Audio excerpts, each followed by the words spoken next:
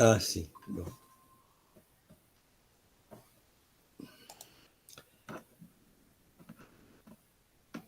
Tá.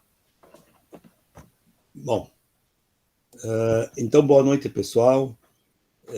Nós vamos começar mais uma aula nesse curso de extensão que a professora Cecília organizou, chamado Maria, no meu caso, né, Maria ou Mariam no Islã.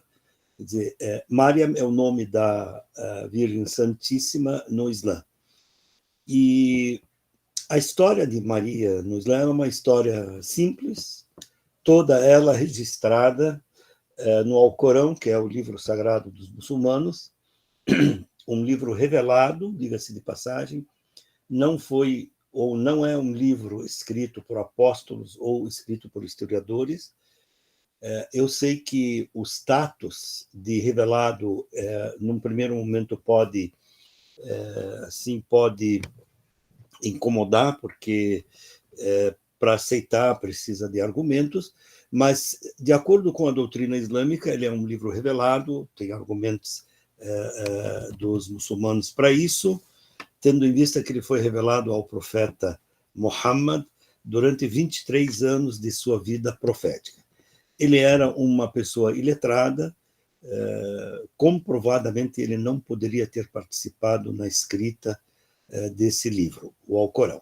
Então foi revelado a ele pelo arcanjo Gabriel, segundo a tradição islâmica, e ele passava para seus discípulos, para os escribas e para os hufaz, ou seja, para aqueles que ouviam e guardavam de memória esse Alcorão.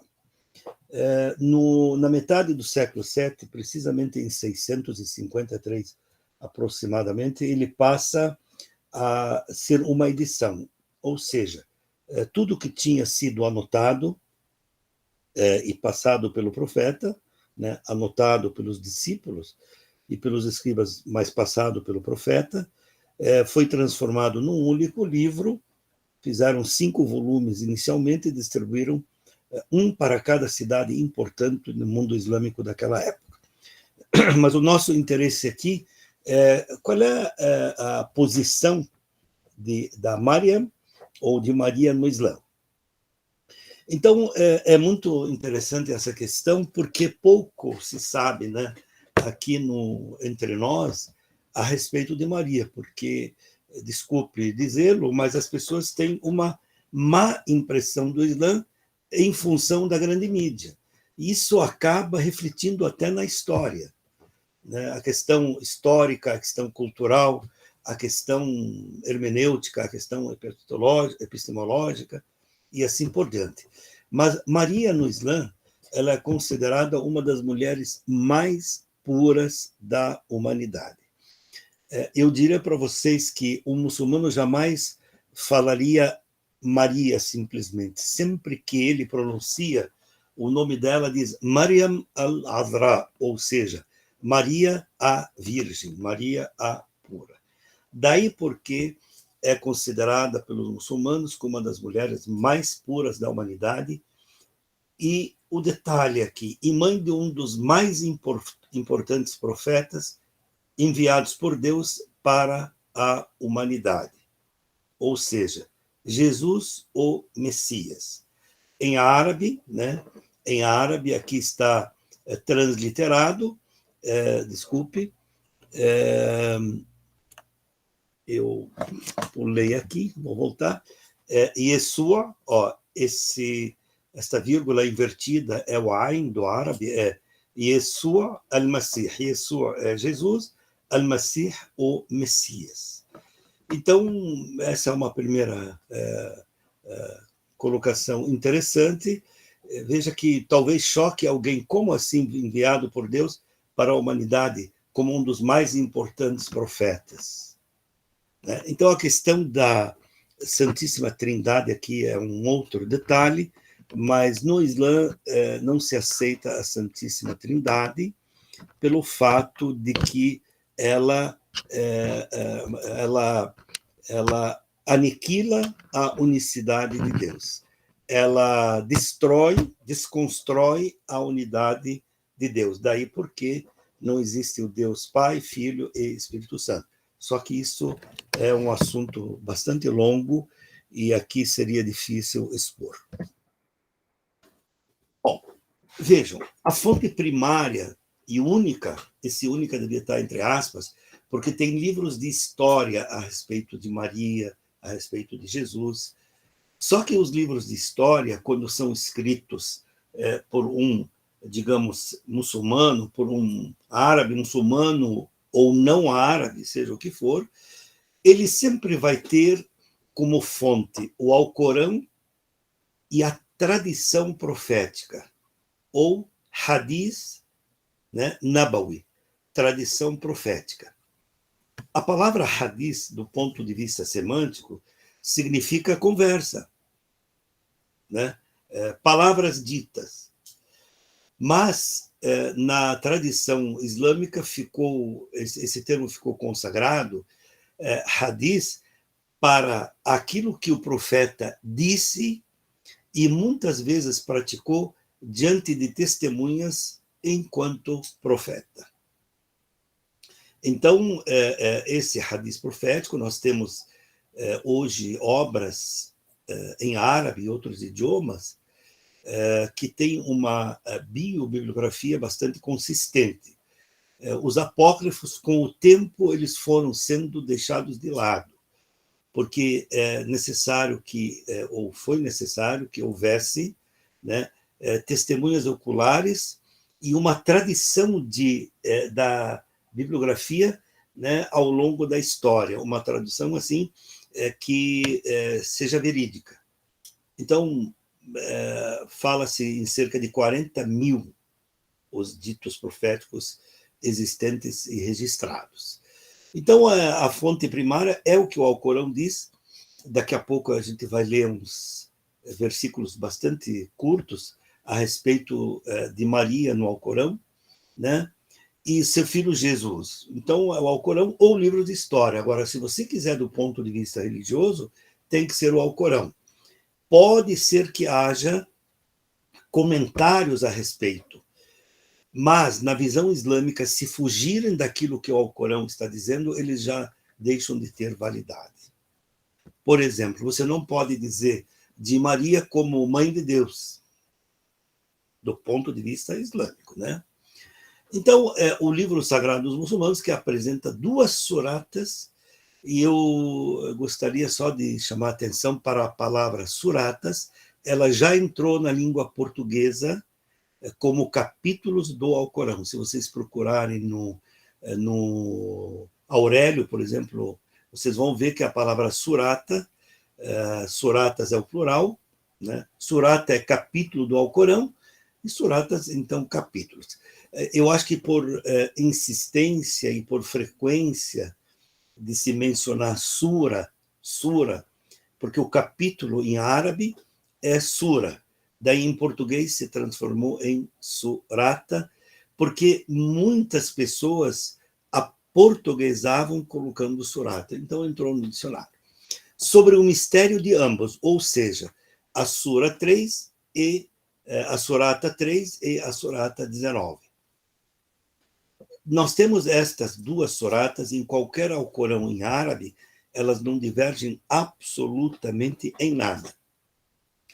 Agora, se o Alcorão for traduzido, quer dizer, for traduzido, não.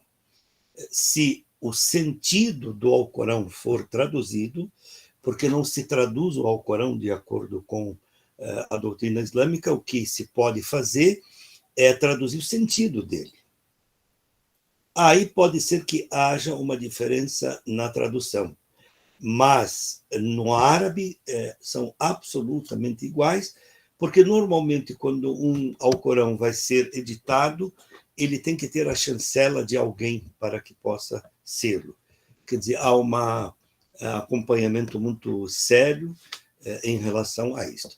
Então, se vocês procurarem no Alcorão a surata 3 e 19, vocês vão ver que a surata 3 chama-se a família de Imran, que é uma família antiga, né, na Palestina, e a sura 19 chama-se Surat Maryam, ou a Sorata de Maryam. Eu já vou trazer isso por escrito.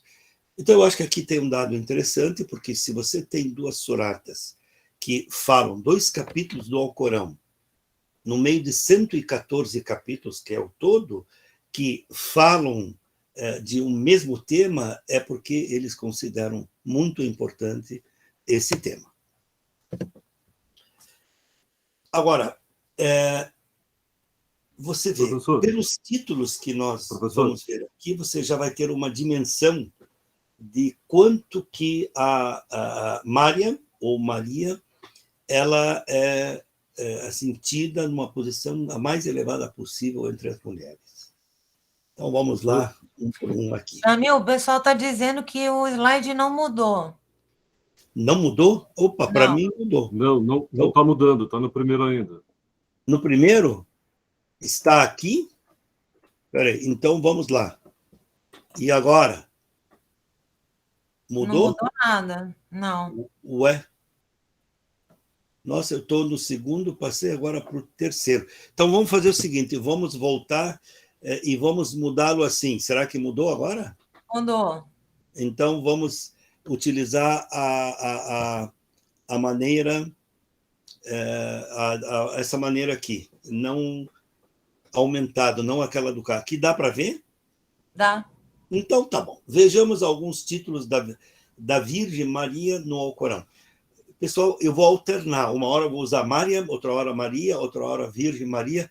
Às vezes só a Virgem, que já se entende quem que é, mas isso do ponto de vista da cultura árabe. Pois bem, vejam, o primeiro atributo a ela, Al-Mustafia. Note, Al-Mustafia. Essa vem da palavra Al-Mustafa. E aquilo que é Mustafa significa que foi escolhido, foi eleito, não politicamente, foi eleito, nesse caso aqui por Deus, entre muitos. Entre muitos. Então, aquela que foi escolhida dentre todas as mulheres do mundo. Isto está no capítulo 3 do Alcorão, no versículo 42. Vocês notem que aqui eu errei, 3 normalmente devia estar em Romanos, mas vai lá. O primeiro número remete ao capítulo, o segundo remete ao versículo. Então, aqui a gente lê assim, capítulo 3, versículo 42, ou em árabe, Sura 3, né?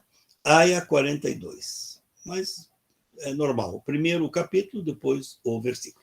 Então, você veja, essa palavra, ela tem um significado assim, aquela que foi escolhida é pouco, mas não tem como, você aqui está traduzindo o sentido. Al-Mustafa, em árabe, é aquele que foi eleito dentre muitos, né? E, normalmente, o Al-Mustafa é escolhido por Deus. Vejam que este nome, Al-Mustafa, não Al-Mustafia, né? Al-Mustafa, ele é um epíteto do profeta Muhammad, que é o profeta do Islã. Se você dizer Al-Mustafa, eles já vão, as pessoas que são muçulmanas, ou não precisam ser muçulmanas, mas que são, digamos, iniciadas na cultura islâmica ou na cultura árabe, já vão entender que está se referindo ao profeta. Então, note, é aquela que foi escolhida dentre todas as mulheres do mundo. E o outro é Tahira. A palavra Tahira vem do árabe tathir, ou seja, purificar-se, veja, purificar-se de acordo com a religião. Então, é aquela livre e pura de qualquer mácula. Assim que dá para traduzir esse Tahira. Note, aquela livre e pura de qualquer mácula.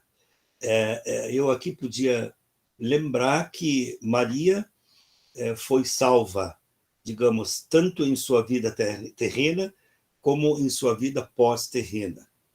Assim, os muçulmanos entendem. Então, aqui ela é livre de qualquer marca, por isso que é essa palavra táhira, que tem assim, a pureza, mas de acordo com os preceitos da religião, no caso da religião islâmica. Vou dar aqui um exemplo simples. Vamos supor que o muçulmano vai rezar, vai fazer a sua oração diária. Ele precisa fazer algo chamado wudu, ou ablução. Então, fazer a ablução significa você se higienizar, você se purificar para a oração. Então, essa palavra é muito específica do ponto de vista árabe. Hoje a gente consegue explicar dessa maneira.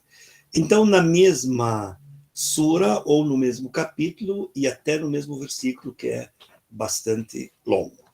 Então, esses são dois dos atributos de Maria. Ságida.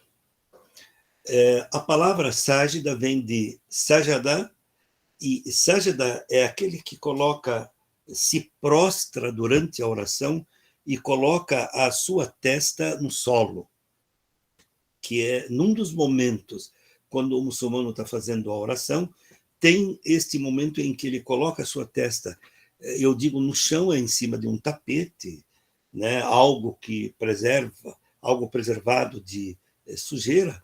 Ele, na hora de rezar, ele coloca um tapete, limpo, evidentemente, e, no momento de veneração, ele coloca a testa no solo. Isso chama-se sajda, vem da palavra sajda, quer dizer, aquela que se prosternou ou se prostrou, tanto faz, a Deus em oração, em adoração.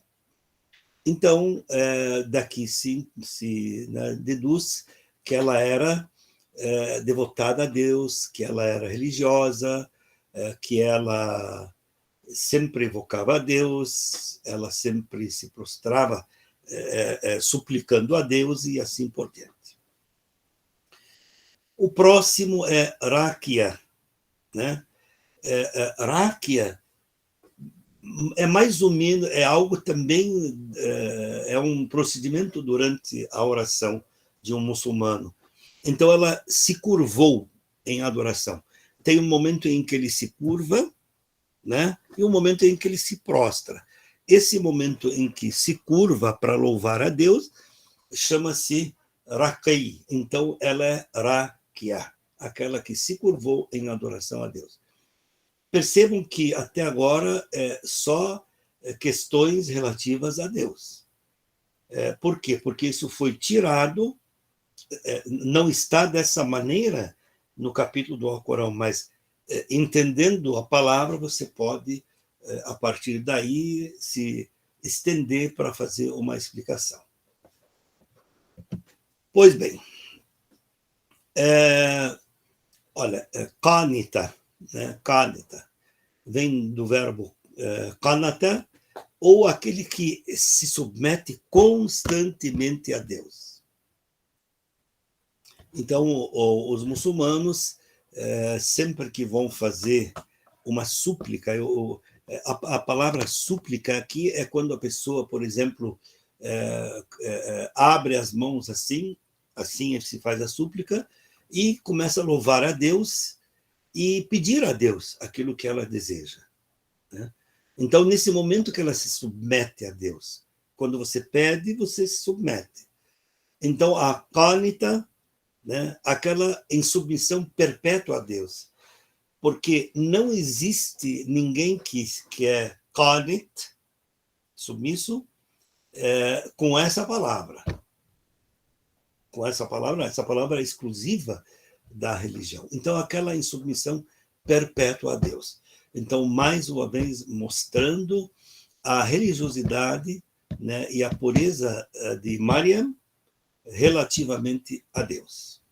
Isso está no Alcorão, foge um pouco das suratas 3 e 19, mas está, se eu não me enganei, Alcorão 56, 12. O capítulo 56, no versículo 12. Bom,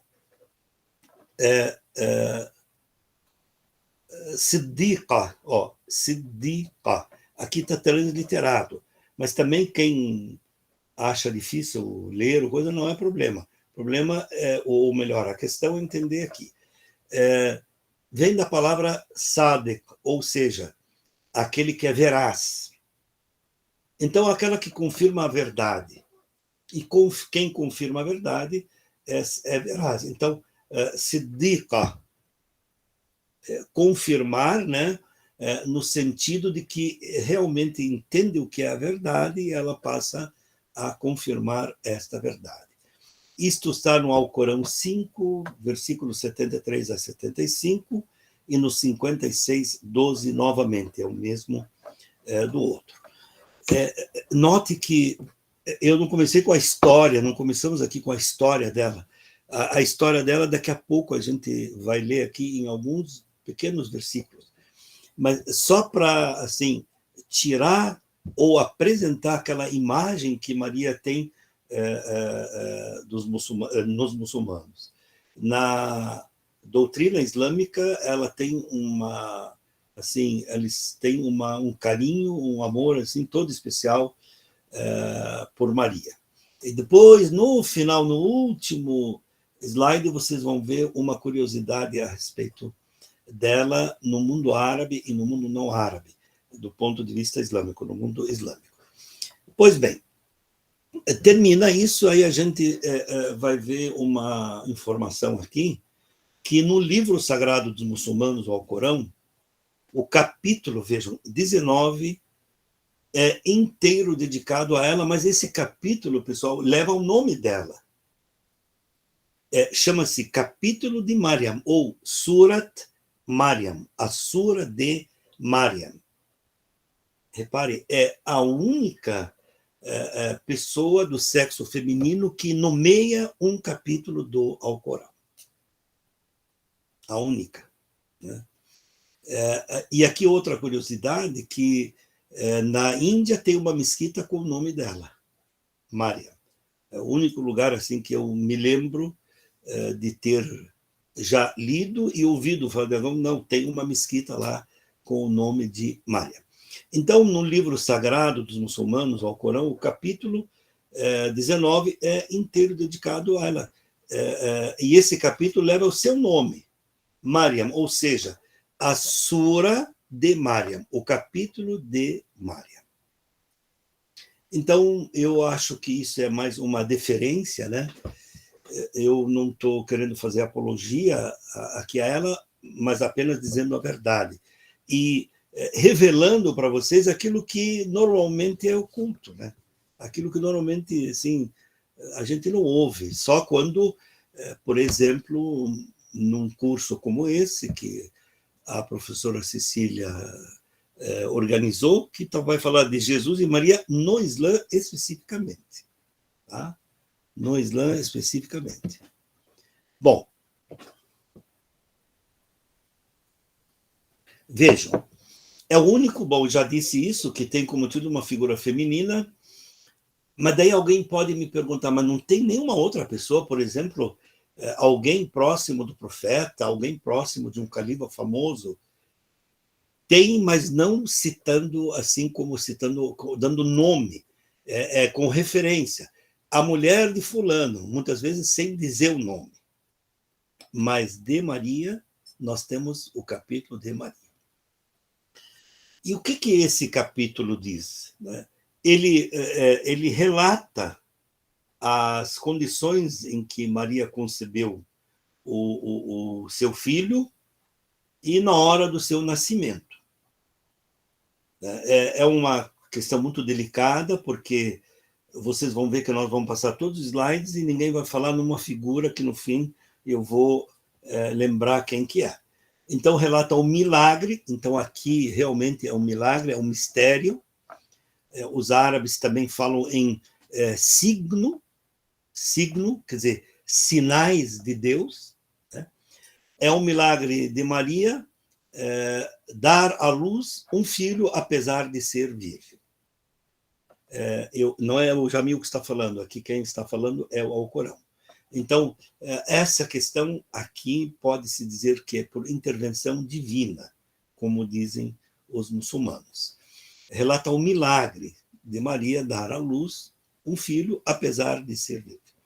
Então, vejamos os seguintes versículos desse livro, no caso, o Alcorão. Eu escolhi aqui alguns capítulos, alguns versículos desse capítulo 19, só para a gente ouvir um pouco sobre como que deu essa questão da concepção e do nascimento. Então, aqui no capítulo 16, porque antes tem uma introdução sobre João Batista, sobre personagens históricos, e chega a dizer assim, e menciona a Maria no livro, esse livro L maiúsculo, quer dizer, nesse Alcorão, a qual se separou de sua família, indo a um local, né, ao leste. Bom, para quem conhece a história do Alcorão e onde isto aconteceu, ela foi, digamos, provavelmente a um oratório, foi a um lugar de oração, né? Ela foi para ficar sozinha, em última circunstância. E colocou uma cortina para ocultar-se da família. Enviamos o nosso espírito, aqui o nosso espírito está em maiúsculo, quer dizer, Deus enviou o nosso espírito, um espírito, que lhe apareceu personificado como se fosse um homem. Essa é a questão da concepção, né? Disse-lhe ela, guardo-me de ti no Clemente. Esse Clemente está em maiúsculo e é um dos 99 atributos de Deus. Então, guardo-me, né? Guardo-me de ti, quer dizer, refugio-me de ti em Deus. Isso que quer dizer no Clemente. Porque os 99 atributos ou belos nomes de Deus no Islã, qualquer um que você mencione, a pessoa que tem um pouco de iniciação no Islã, ela já sabe que você está se referindo a Deus. Quando você diz assim, por exemplo, o Todo-Poderoso, quando você diz assim, o Misericordioso, o Misericordiador, o Amplo, o Veraz, o Sábio, e assim vai indo, então, as pessoas que estão acostumadas com o islamismo ou com a cultura da doutrina islâmica, elas já sabem que você está se referindo a Deus. Então, não precisa ficar explicando, não, aqui no caso é Deus, mas aqui no nosso caso é diferente. Refugio-me no Clemente, e eu me perguntei assim, mas por que você não coloca, em vez do Clemente, você coloca Deus? Porque você estaria traindo o próprio Alcorão, porque nesse caso ele não fala a Deus, ele fala a Rahman. Você que tem que saber que ele está se referindo a Deus, mas coloca a Rahman, que é o Clemente. Se é que temes a Deus. Então chega o anjo, nesse caso aqui o nosso espírito é um anjo, que para ela aparece como um homem tal qual, e ela leva um susto e diz assim, me refugio em Deus de você. Né? E daí, se dizendo para ele se é que você temes Allah. Daí explicou-lhe, este anjo disse para Maria, sou tão somente o mensageiro de teu Senhor, né? Esse Senhor com maiúsculo, para agraciar-te com um filho imaculado. E aqui está o anúncio de Jesus, né? Mesmo antes do nascimento.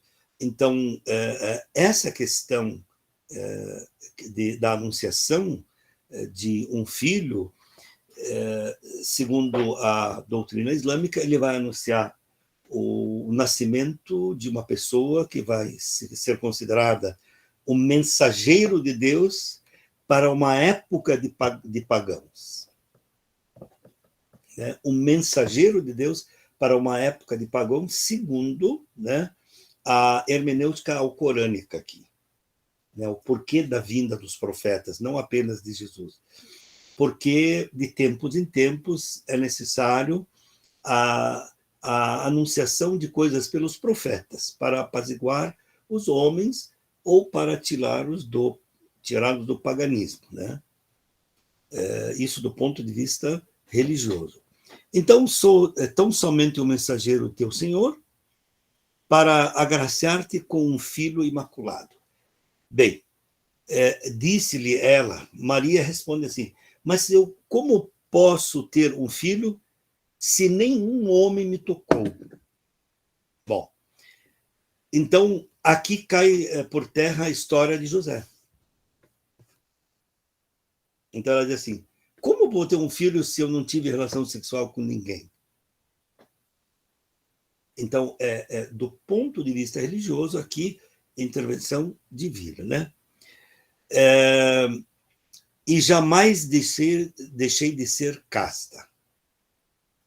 Então, ela responde com essas palavras. Como é que eu vou ter um filho se eu não tive relacionamento com nenhum homem? E sempre me mantive, né, na castidade. Aí o anjo diz para ela assim, assim será porque teu Senhor disse. O que o teu Senhor disse? Isso me é fácil. Isso me é fácil. Vocês notem que essas questões aqui, algumas existem, digamos, na Bíblia e no Novo Testamento, mas de uma maneira diferente com relação ao que diz o Alcorão. São duas leituras diferenciadas. Isso me é fácil, e faremos disso um sinal para os homens. Faremos isso, quer dizer, vejam, como algo, um sinal de Deus. E quando fala para os homens aqui, deveria ser para a humanidade toda. Agora, é preciso crer, tem esse detalhe aí, é preciso crer.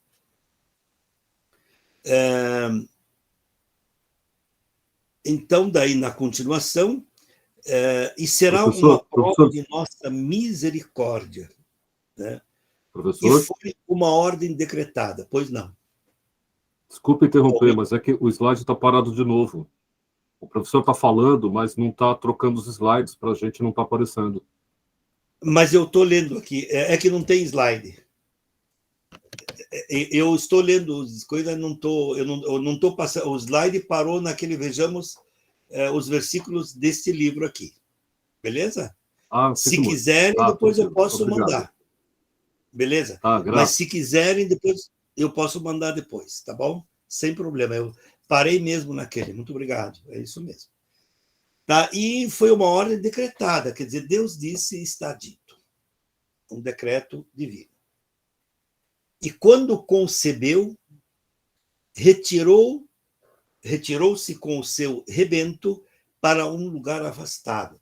Aqui a história, o tempo aqui não pode ser contado, assim como um momento. Esse aqui é um tempo bastante dilatado, mas ela concebeu, cresceu o menino, e quando ela foi ter o filho, ela se retira para um lugar afastado, principalmente da família, porque ela estava envergonhada, ela não sabia o que dizer. Né? Ela temia que as pessoas não acreditassem nela. E eu reitero, pessoal, que esta é uma leitura do ponto de vista da doutrina islâmica que discorda um pouco da doutrina cristã, né? Seja qual for. Bom, as dores do parto a constrangeram a refugiar-se junto a uma tamareira. Então ela foi para um lugar, ela estava evidentemente no deserto, e ela foi num lugar onde havia uma tamareira e provavelmente uma pequena porção de água, né? Uma pequena porção, não é um oásis, algo pequeno, talvez, de água. E ela disse para ela mesma, poxa, que vida aqui, oxalá se eu tivesse morrido antes desse fato aqui. Ela, Maria. Oxalá eu tivesse morrido Por que eu morri antes disso? Para não passar por isso. Ficando completamente esquecida de tudo isso. Então, aí, claro, como uma pessoa, né, pura, ela não queria passar por esse constrangimento em função da reação das pessoas. Pois é. Porém, chamou a uma voz junto a ela e disse: não te atormentes. Quer dizer, não se preocupe, porque teu Senhor fez correr um riacho a teus pés. Então, são coisas, né? São coisas da religião, são coisas, digamos, divinas. E sacode o tronco da tamareira. Tem uma imagem dessa em muitos tapetes de conotação islâmica, religiosos, que tem essa situação de Maria embaixo de uma tamareira, e ao lado tem assim uma pequena porção de água, né? E ela diz assim: não te atormentes, porque teu Senhor fez correr um riacho a teus pés. E sacode o tronco da tamareira, de onde cairão sobre ti tâmaras maduras e frescas. Come, pois, bebe e consola-te. E se vires algum humano, faze-o saber que fizeste um voto de jejum ao clemente. Pessoal, o voto de jejum quer dizer ficar no silêncio nesse caso. Não é voto de jejum de não comer, porque existe o jejum de não comer também. E que hoje não poderás falar com pessoa alguma. Bom, aí vai contar, depois regressou a seu povo, levando, ela teve o filho, levou Jesus nos braços, e aí o pessoal pergunta: ó Maria, o que você trouxe de extraordinário? Daí Maria responde, coisa tal. Quer dizer, aqui corre a história do nascimento de Jesus. Ele nasceu provavelmente, perdão da palavra, num estábulo, mas depois foi levado para uma manjedoura. Assim continua mais ou menos a história. E Maria, do ponto de vista do Islã, ela disse que fica contente, né? Ela se contentou em saber a anunciação do anjo, em saber que Deus está com ela, se confortou com as palavras do anjo, e as pessoas, evidentemente, muitas desconfiaram dela, mas muitas depois entenderam a situação, aqueles que eram mais, digamos assim, possuídos ou que tinham fé, né? Porque nós estamos falando aqui de um tempo de paganismo, muito paganismo, daí porque a vinda de Jesus segundo os muçulmanos. Então, daí depois ela diz: bom, este é Jesus, filho de Maria, é a pura verdade da qual duvidam. É inadmissível que o Pai... Bom, a história aqui depois do nascimento de Jesus, é uma coisa tranquila, não tem muita diferença entre islamismo e cristianismo, apenas tem uma diferença com relação à figura de Jesus. Ele é o profeta, ou ele é Deus, ou filho de Deus? No Islã, a anunciação do nascimento de um profeta aqui, e de um profeta mensageiro de Deus, importantíssimo para a época e para todas as épocas posteriores a ele também. Jesus, na doutrina islâmica, está entre os profetas assim, mais importantes para a humanidade, né? Assim como o profeta do Islã, o profeta Muhammad, que muita gente só conhece como Maomé, mas o mais correto é Muhammad, também o Islã não pode dizer que ele veio para os muçulmanos. O próprio profeta dizia: Eu não vim senão como anunciador, como mensageiro de Deus para a humanidade, quer dizer, para toda a humanidade e não apenas para os muçulmanos. Então, agora vamos adiante com os slides. Tá? Agora eu vou para o próximo aqui. A expressão Maryam, aqui está.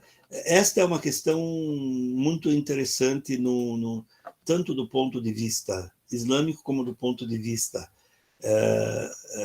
cristão. Vai ter uma diferença quanto a, por exemplo, mãe de Jesus primeiro ou Maryam? Né? Será que é Jesus, filho de Maria, ou Maria, mãe de Jesus? Que para nós parece que não tem diferença, mas vai ter uma pequena diferença, como vocês vão ver do ponto de vista do Islã. Então, a expressão Maryam, Maryam, mãe de Jesus, é mais citada no Alcorão do que em todo o Novo Testamento. Isso vocês podem ver lá em Lucas, em Mateus, em João, nesses três, principalmente, a respeito do que eu estou falando. Né? Repare, Maria, mãe de Jesus, eu estou falando, é mais citada no Alcorão do que em todo o Novo Testamento. Agora, se você falar em Maryam, o Novo Testamento cita 1.100 e não sei quantas vezes a palavra Maryam, senão Miriam, ou, né, a forma latinizada. Mas Maria, mãe de Jesus, é no Alcorão mais citada do que no Novo Testamento. Então, você repare, vamos então aos números. São números, assim, bastante corretos, né?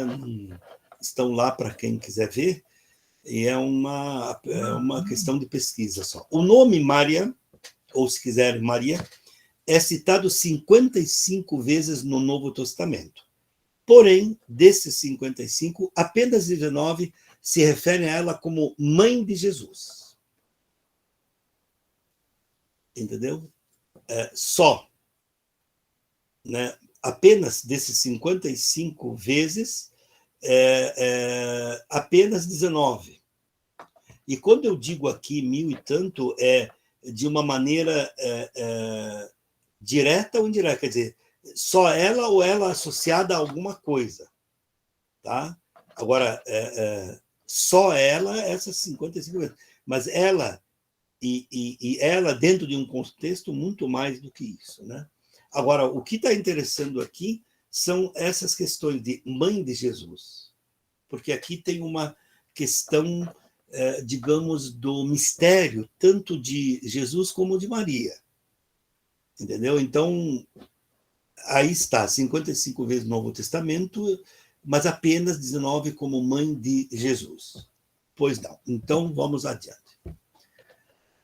Agora, isso seria mais uma observação. A doutrina islâmica não reconhece a divindade de Jesus. Entendeu? Só quero ver uma coisa aqui, não pulei nada. Não.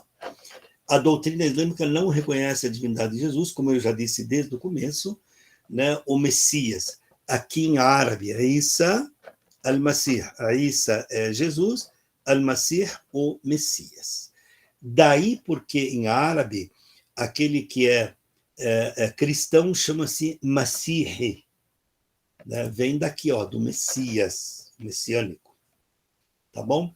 Portanto, não há a menção a Maria ou a Maryam como mãe de Deus. Isso aqui,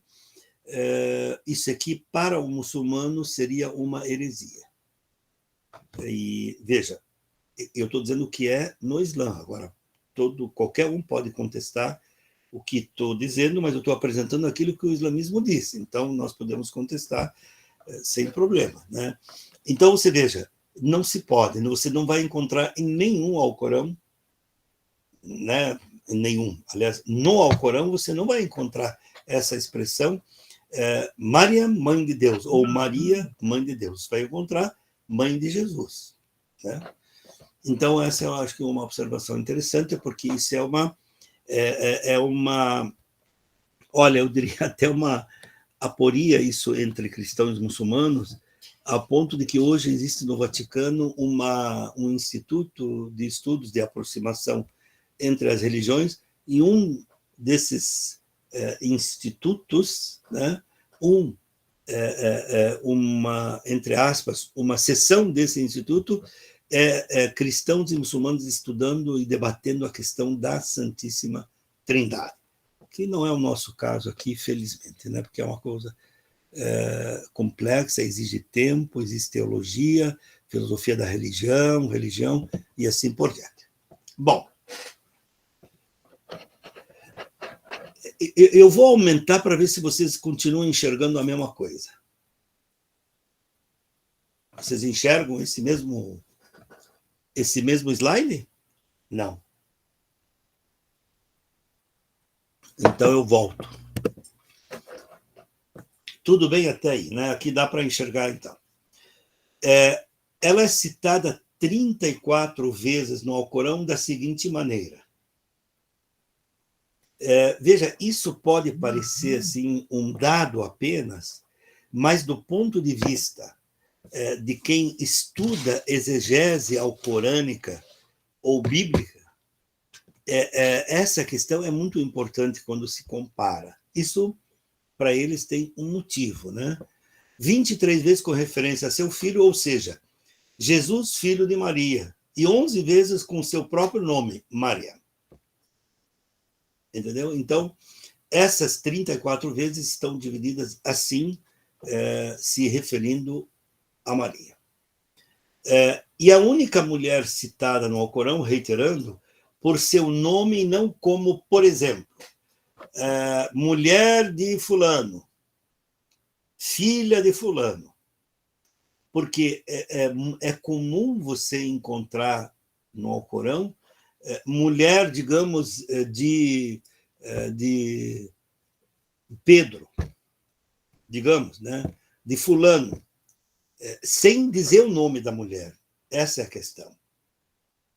Então, daí, a mulher de fulano, ela seria conhecida em função do seu marido, e ela não é citada.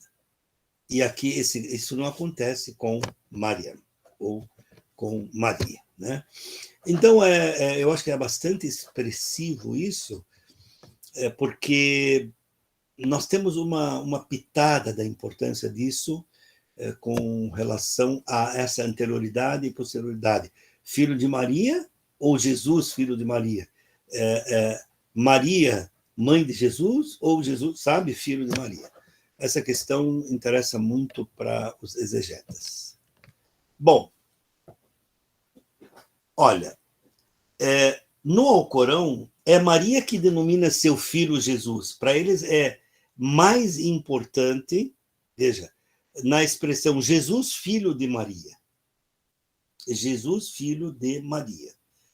Essa questão, dizem alguns teólogos, essa questão ela vai estar ligada à questão do mistério dos dois. Quer dizer, Maria e seu filho. Mas, neste caso específico, Maria ela tem um grau, né, de anterioridade com relação a Jesus. E por essa denominação, Jesus, filho de Maria, examina-se o mistério de Jesus a partir de sua mãe. Ela não foi à toa escolhida, digamos. Houve um motivo para ela ser escolhida.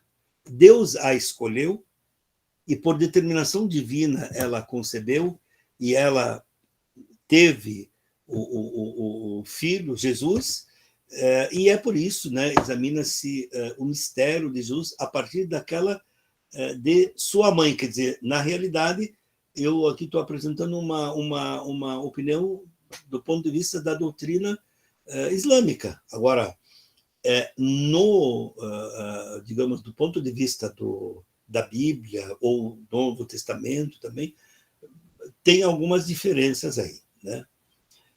E outra coisa importantíssima aqui, pessoal, é que sempre nessas duas suratas, ou nesses 2 capítulos, o 19 e o 3, e mais o 56 e pouquinho, reiteradamente o ser humano é lembrado da humanidade de Jesus e não da divindade de Jesus.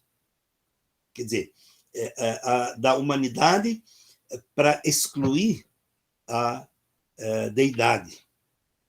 Eu estou afirmando aqui o que os muçulmanos dizem. Evidentemente que, se alguém tiver algo para dizer e escrever sobre isso, seria ótimo, né? Então, isso aqui eu acho muito importante, essa questão aqui, ó. Reiterada a afirmação da humanidade sempre, você percebe que existe nos versículos que, não esqueça que são seres humanos, não esqueça que são seres humanos. O próprio profeta Muhammad, que é o profeta do Islã, eu diria, você não deve chamar um muçulmano de maometano. Ele não vai aceitar, se ele entender bem o que o termo significa. Maometano está errado, porque ele é muçulmano. Muçulmano é uma coisa e maometano é outra. Muçulmano vem da palavra árabe muslim, e daí que vem Islã, e muslim significa aquele que se submete a Deus. Então, daí, eu não posso dizer maometano. Então, eu não me submeto, eu não sou submisso ao profeta Muhammad, eu posso ouvi-lo, mas a submissão verdadeira é a Deus. Então, eu já vi alguns livros, assim, manuais, os maometanos, é uma coisa horrível isso, não se pode dizer assim de um muçulmano, é um muçulmano. Né? E agora vejo também muita gente escrevendo assim, os islamistas, para diferenciar, diz que islamista de islamista, porque um é terrorista, o outro não é, uma confusão danada que não tem nada a ver. Né? Pois bem. Olha, aqui tem uma coisa também interessantíssima, que a Igreja Católica concedeu a Maria o título de Imaculada Conceição. Vocês sabem que é um nome comum, mas isso foi estabelecido no Concílio de Éfeso no ano de 431. Entendeu? Então, isso foi estabelecido. Quer dizer, quanto a nós estamos em 2020, imagine, quase 1800 e pouco. Então, foi estabelecido no Concílio de Éfeso que ela teria esta titulação, Imaculada Conceição. Conceição da palavra concepção, quer dizer, uma concepção sobre a qual não pode haver dúvida. Foi por intervenção divina. Até os muçulmanos entendem com esta Imaculada Conceição isto. É um nome que não é estranho aos muçulmanos nesses termos aqui. Aquela que não tem mácula nenhuma quando de sua concepção. Por quê? Porque foi por intervenção divina. Pois bem, curiosidades, né? Uma curiosidade. No mundo árabe não há mais, no mundo árabe existem mais muçulmanas com o nome de Maria do que cristãs. É impressionante isso, não sei. O nome é muito mais comum entre mulheres muçulmanas do que mulheres cristãs no mundo islâmico. Principalmente quando você tem um mundo, por exemplo, que nem países como o Líbano, a Síria, os Emirados, Egito, que são países eminentemente muçulmanos, tirando aqui no caso do Líbano, que tem a proporção, os muçulmanos são em maior número, mas é uma proporção pequena. Você vê mais meninas, mulheres com nome de Maria, muçulmanas, do que cristãs. Né? Eu até gostaria de entender o porquê disso, né? Então, mais ou menos a gente tem uma dica, né?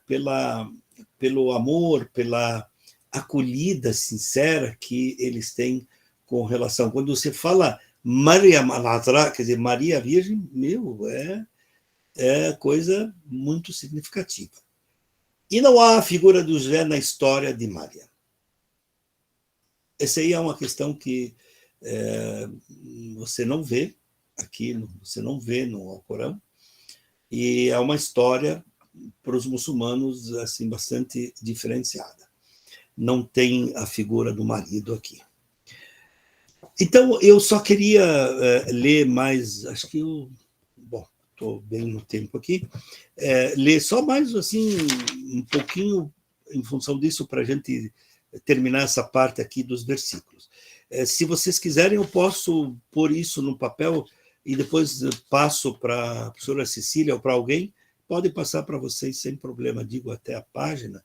E outra coisa, pessoal, nós, a professora Cecília, que coordena o NUR e que mais trabalha pelo NUR e mais tem dedicação ao NUR, está montando uma biblioteca nossa, que eu digo, de estudos judaicos e islâmicos, judaicos e árabes, porque a professora Cecília é professora de História da Filosofia Medieval judaica e eu sou da História da Filosofia Medieval árabe.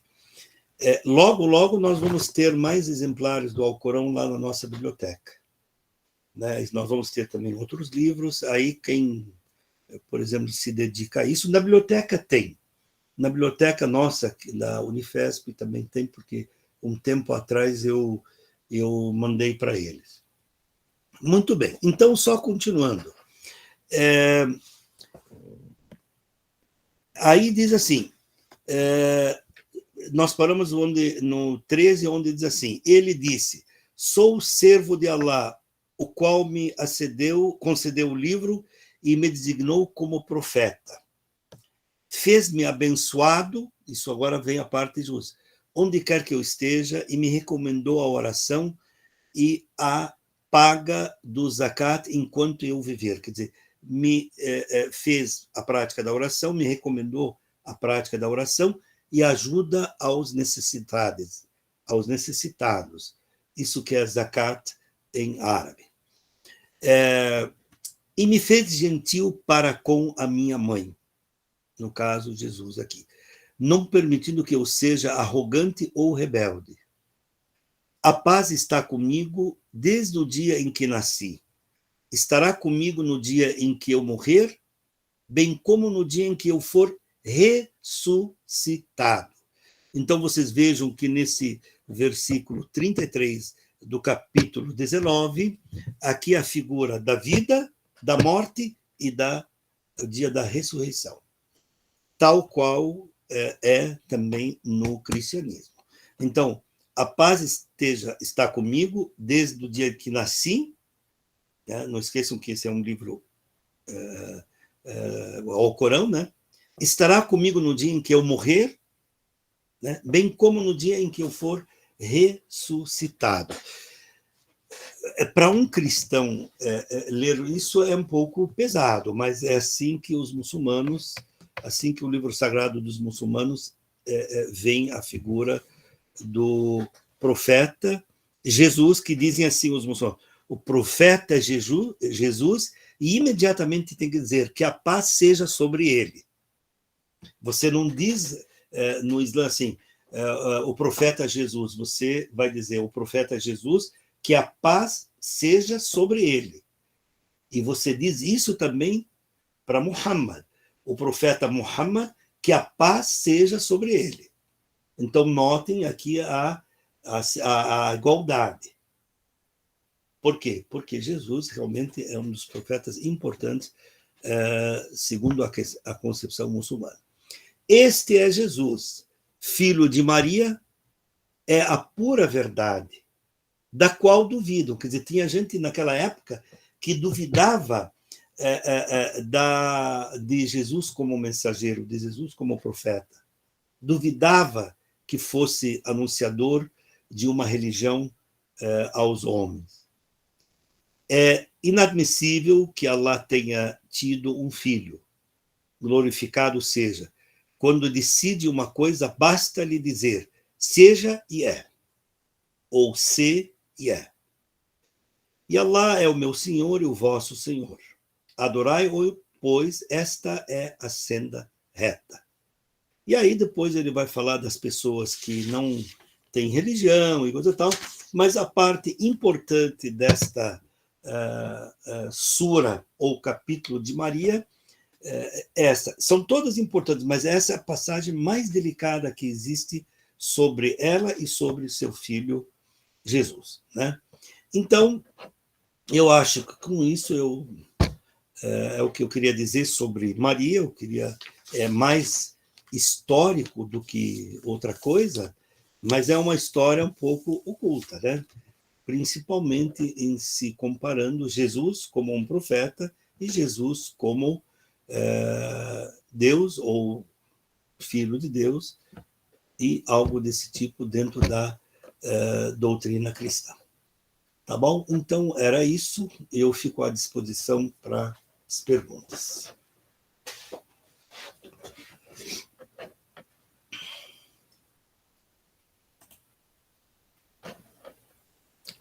Eu vou sair, tá, pessoal? Vou sair do coisa para ficar na tela com vocês.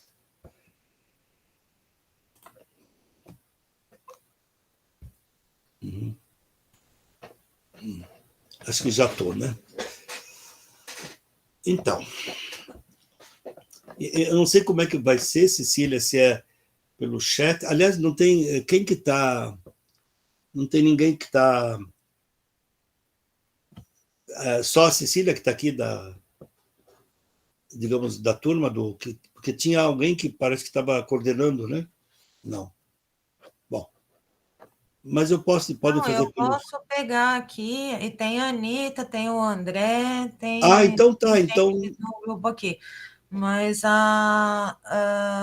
como eu não queria falar muito... Não fale, Cecília. Se você puder dar uma olhada aí no chat, eu vou olhar no chat aqui, tá bom? Que eu estou meio prejudicada hoje. Opa, aqui tem. Boa noite, pessoal, tudo bem? Continua no site certo para mudar. Tá.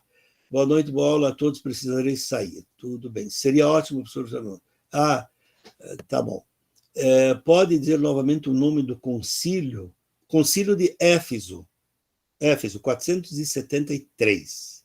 Concílio de Éfeso, em 473. E se você quiser, você pode encontrar esses dados, por exemplo, qualquer livro de exegese bíblica. E existe um livro também em espanhol sobre Jesus e Maria, que é, por exemplo, a Maria a muçulmana e Jesus no Islã.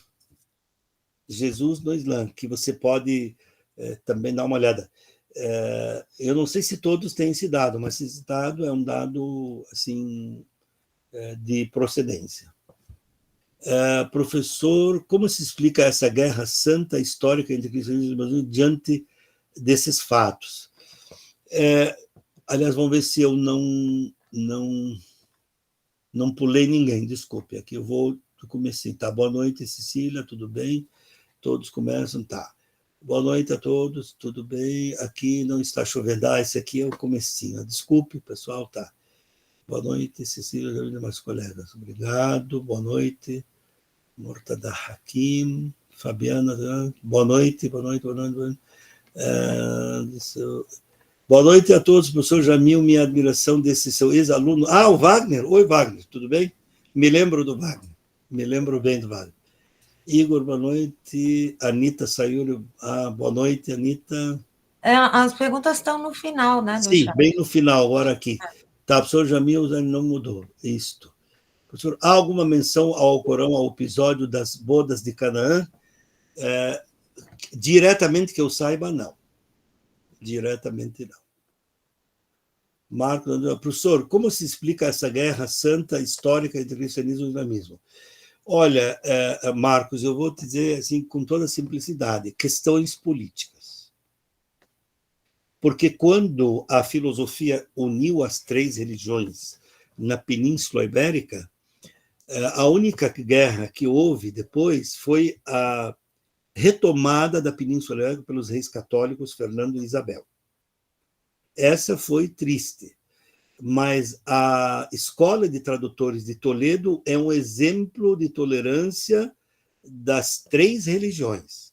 Foram unidas porque as 3 se uniram sob o domínio islâmico, mas se uniram e produziram assim filosofias extraordinárias. Tem judeu que aprendeu árabe para traduzir, para escrever, tem padre, bispo e outras hierarquias da igreja que aprenderam árabe para traduzir para o latim, e tem árabes que aprenderam também o grego, o latim, coisa tal. Então, foi uma época de paz. Aí, quando a política e o poder entrou no meio, começou a acontecer tudo isso. E acontece até hoje isso. É a questão de poder. Professor, qual tradução para o português do Alcorão eu recomendo? Olha, existem hoje 3 traduções. Na minha opinião, tem uma que é do professor Helmi Nasr, que ela é uma tradução. Nós temos 2 que são fáceis de ter. Uma do professor Samir Hayek e a outra do professor Helmi Nasr. E eu acho do professor Helmi Nasr ela é mais acadêmica. Né? Ela é inclusive uma edição bilíngue, mas acho que agora saiu uma só em português. Só em português. Tá bom? Aqui, Marco Antônio. Escreva o nome, por favor, do professor. Tá bom, eu vou escrever aqui. Alcorão.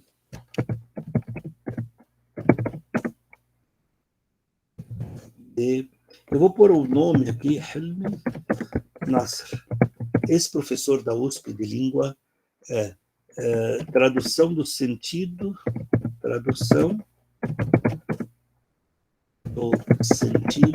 do nobre ao Corão. Eu só queria dizer o seguinte, do sentido do nobre ao Corão, em árabe normalmente se fala Al-Quran, né, Al-Karim.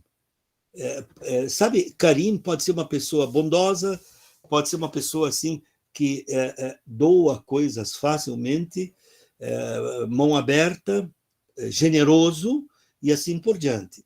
Então, não estranhe se tiver você ler Al-Quran, Al-Karim. Bondoso ou generoso em que sentido? No sentido do seu conteúdo. Essa maneira que a gente precisa entender essa palavra, o Alcorão generoso, né? Alcorão Al-Karim, é nesse sentido. Generoso quanto ao conteúdo.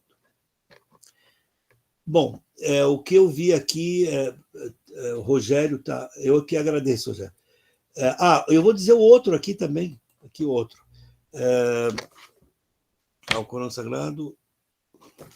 Assim, professor Samir Hayek. Professor Samir Hayek.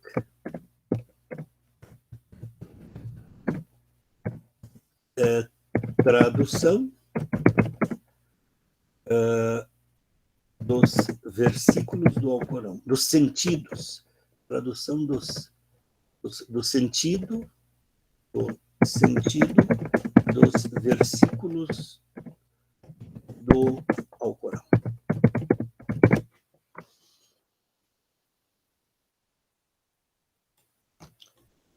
Versículos do Alcorão. Samir Hayek. Aqui, Samir Hayek.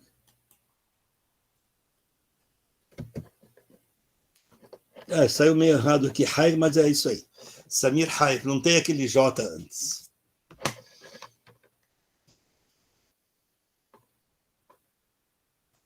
Olha, então era essa a mensagem, sabe, de hoje, esclarecer um pouquinho sobre a figura de Maria no Islã. É uma figura, acho, até muito bonita, Eu mesmo tenho uma filha que se chama Mária. A minha filha mais nova chama-se Mária. Então, você vê que a gente olhando assim aquela curiosidade que eu falei para vocês, não sei porquê, né? Agora, entre nós, não, Maria está cheio, né? Entre nós aqui. Jamil, tem duas pessoas com mão levantada, acho que querem fazer Pois não, pode fazer, desculpe. É o André Desculpe, eu e estou olhando depois o o chat Marco aqui. Antônio. Vamos ver quem que está. André, Veja quem que está na vez, fale, por gentileza. Tem o é o André André e tem o e Marco depois o Antônio. Marco Antônio. Isso. Boa noite Vamos lá, a todas André. e todos. Boa noite, Jamil. É um prazer Boa noite, te conhecer. Ainda não conheci pessoalmente, mas quero ter um momento de conversar pessoalmente, porque há uns tempos eu me revesti ao Islã, então tenho seguido um pouco essa caminhada. E a minha pergunta vai ser em relação ao papel das mulheres na sociedade, na sociedade muçulmana, né? Tanto antiga quanto agora contemporânea, porque a gente pode notar que a primeira pessoa que é revestida ao Islã é a esposa do profeta, né? Depois a gente tem uma Marte, em seguida a primeira Marte do Islã é uma mulher, né? Que eu não sei pronunciar o nome direito ainda, mas eu vou colocar aqui para vocês. E aí é Sumaya bint Khalaj. Isso. É Sumaya bint. E então aí a gente vê que aí você mostrando Maria, né? Como um dos nomes mais citados, enquanto mulher é o nome mais citado ali, né? Tipo, e com o seu nome próprio, né? Também. Sim. Inclusive mais que o Novo Testamento. Sim. Aí a gente também tem a filha do profeta, Fátima. Fátima. A primeira mulher a fazer uma revolução no Islã. Isso mesmo. Então, nesse sentido, eu queria entender o papel das mulheres Sim.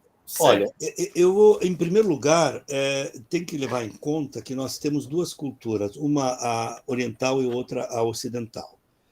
Do ponto de vista oriental, as mulheres são naturalmente mais recatadas. Essa é uma primeira questão. Segunda, a mulher no mundo islâmico, particularmente, ou se você quiser, não, no mundo árabe, mais correto, porque isso serve para cristão e para muçulmano. A mulher é a pessoa que dirige a família toda. É uma questão assim de matriarca mesmo. Então, claro que hoje não, mas digamos até a Idade Média, ela ocupava mais as funções, não que não ocupava outras, ocupava mais função de ser a governadora da casa, governadora num bom sentido. Com o tempo, aí passou a participar de outras funções, como, por exemplo, na Casa da Sabedoria de Bagdá, de viajar atrás de manuscritos raros. Eram as mulheres que faziam esse tipo de serviço. Ir atrás de manuscritos raros, organizar a biblioteca, copistas, entender, assim, desmanchar no bom sentido um manuscrito para ser entendido, transcrever. E daí, depois, você pode ver que hoje, no mundo muçulmano, as mulheres trabalham, só que elas aparecem de uma outra maneira. Naturalmente são mais recatadas. Mas você encontra mulheres no parlamento, no banco, você encontra mulheres trabalhando em lanchonete, em todas as profissões. Só que não tem esta, digamos, como é que eu posso te dizer para não errar? Esta propaganda que há em torno da mulher e da sexualidade da mulher no Ocidente, elas não têm lá. Uma vez tinha uma moça aqui, veio lá do Oriente Médio, e a primeira coisa que ela perguntou para nós, ela veio num congresso, disse, ela viu uma propaganda de pneu e uma mulher mostrando as pernas. Daí uma propaganda, né? A mulher, sabe, no pneu. Ela disse, ficou assim sem entender. Aí nós tentamos explicar para ela o porquê disso, que nossa cultura aqui é diferente. Entendeu? Então, hoje você vê, quer ver? Eu li esses dias que na Argélia, por exemplo, o parlamento tem praticamente meio ao meio, mulheres e homens. Só que, André, você não vê nada de bom a respeito do mundo árabe, particularmente islâmico, no noticiário. O noticiário vai destruindo, vai desconstruindo, aliás, a cultura, mostrando só o que é ruim. E algo ruim tem em qualquer cultura. Entende? A favor e contra tem em qualquer país do mundo. Só que pega o que é ruim e assim mostra o que é o árabe, que é o muçulmano, que é assim. Mas você pode ter certeza que, por exemplo, nas universidades, hoje as mulheres estão superando o número de homens. Entendeu? Só que você não escuta isso. Você não vê no noticiário que alguma coisa disso que nós colocamos. Entendeu? Então, eu acho que... Só que de uma maneira diferente, né? De uma maneira diferente. E a primeira mulher, como eu disse para você, no mundo islâmico que fez uma revolução foi a filha do profeta, a Fátima. E se você está se conversando, você aos poucos você vai ver qual foi o papel dela enquanto viva, com seus filhos e com seu pai, o profeta. Com seu marido, que ele era genro do profeta e primo também do profeta. Só que a história deixou elas para trás, sabe? Não passaram para o Ocidente essas coisas. E te digo mais, a partir quando começa o colonialismo no mundo árabe, e particularmente islâmico, aí nós começamos a ter problema.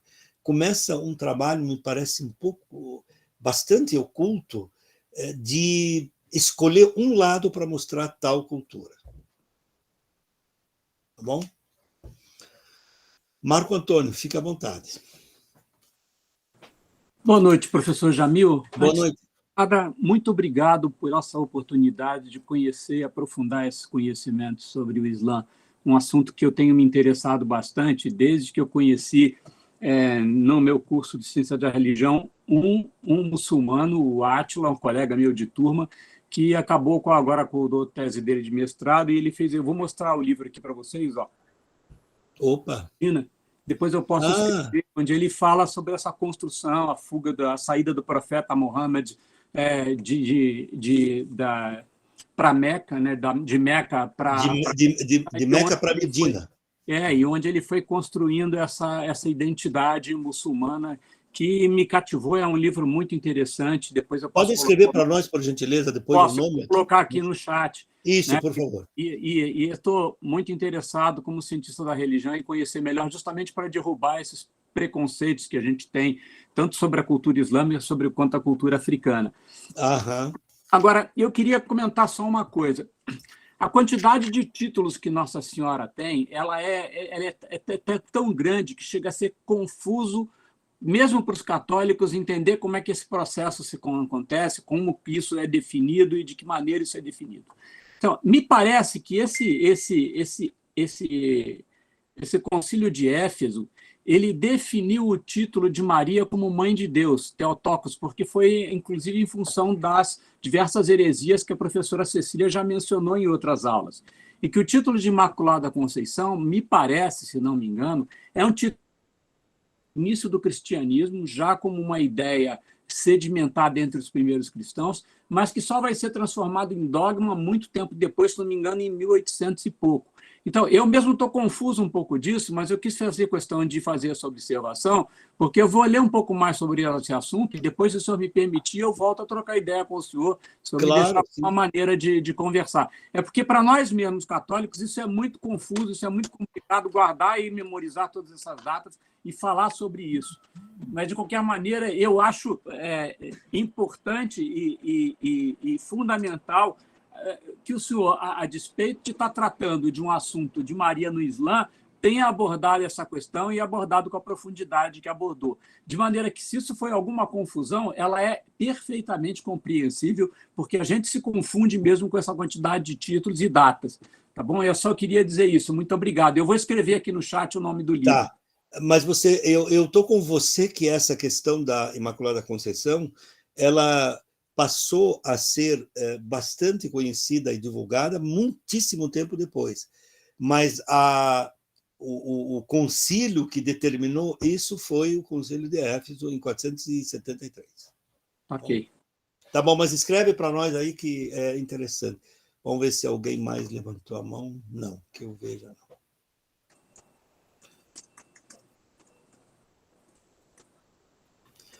não. Uhum.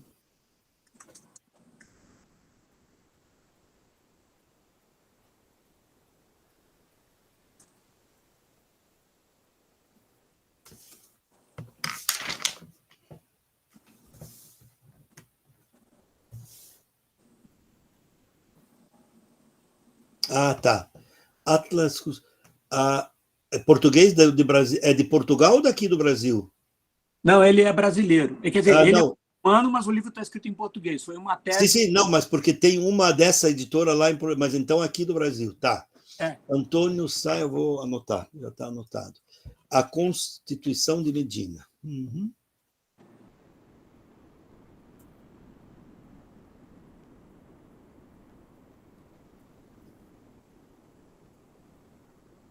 Tá, Marco Antônio Sá, tá bom.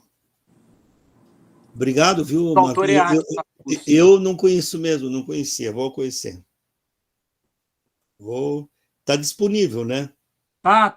Eu vou tentar achar aqui o link da editora, onde ele está. Uhum. Na Amazon, não tem na Amazon?